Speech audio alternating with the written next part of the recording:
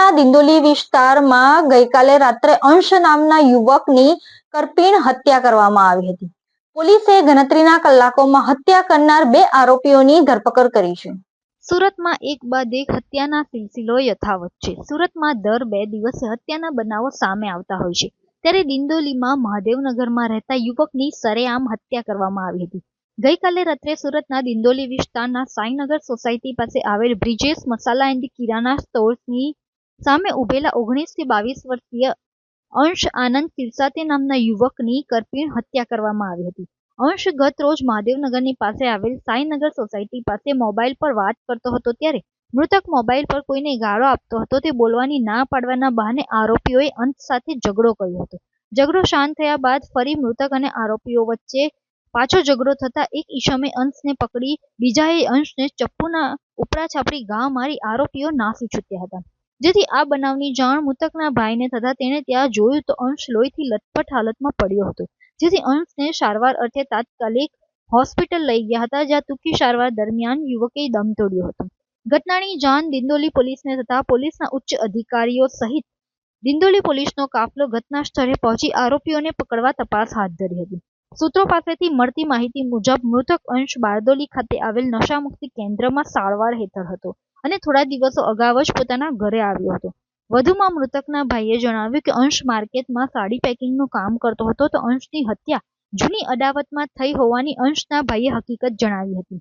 તો પોલીસે ગણતરીના કલાકોમાં અંશની હત્યા કરનાર 2 આરોપીઓ રાકેશ ઉર્ફે રાખુ શાલ્વે તથા કૈલાશ ઉર્ફે કાલુ રામોશીની ધરપકડ કરી છે. તો બંને આરોપીઓ વિરુદ્ધ કાયદેસરની કાર્યવાહી હાથ ધરી વધુ તપાસ હાથ ધરવામાં આવી છે.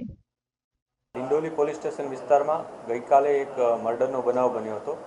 આ ઘટનામાં જે ભોગ બનનાર છે એ અંશ નામનો એક વ્યક્તિ છે કે જે 20 થી 22 વર્ષની એની ઉંમર છે. એ પોતાની સોસાયટી મહાદેવનગર 2 એ સોસાયટીમાં પોતાના એના એક નજીકના જે એક વ્યક્તિ હતા આસપાસ રહેતા એના સાથે એનો ઝઘડો થયો હતો. એ કાલુ ઉર્ફે કૈલાશ ઉર્ફે કાલુ રામો છે એની સાથે એનો ઝઘડો થયો હતો. કૈલાશ ઉર્ફે કાલુ પોતાના મોબાઈલ ઉપર વાત કરી રહ્યો હતો ત્યારે આ ભાઈ ત્યાંથી જતો હતો અને એણે ત્યાં અપશબ્દો બોલીને પસાર થઈ રહ્યો હતો, જેથી આ બંને વચ્ચે બોલાચાલી થઈ હતી અને ત્યાં થોડી ઝપાઝપી થઈ હતી. અને ત્યારબાદ તેઓ છૂટા પડી ગયા હતા અને પોતપોતાના જગ્યાએ જતા રહ્યા હતા. આ દરમિયાન જે ભોગ બનનાર છે ગૌરવ ઉર્ફે અંશ, એ ભોગ બનનાર પોતાના મિત્ર સાથે એ જ સોસાયટીમાં પરત ફરી રહ્યો હતો વ્હીકલમાં. ત્યારે કાલુ અને એનો મિત્ર રાકેશ ઉર્ફે રાખુ એ બંને પોતાના વ્હીકલમાં સામેથી આવી રહ્યા હતા. જ્યારે એકબીજાને સામે જોવે છે એટલે ફરીથી એ ઝઘડા યાદ કરી અને બંને ફરીથી ઝઘડે છે. અને આ દરમિયાન જે આરોપી છે કૈલાશ ઉર્ફે કાલુ, એણે જે ભોગ બનનાર ગૌરવ ઉર્ફે અંશને ચાકુ મારી દે છે અને આ ચપ્પુનો એક ઘાવ ખૂબ જ ઊંડો હોવાથી જે ભોગ બનનાર છે એનું મૃત્યુ થાય છે.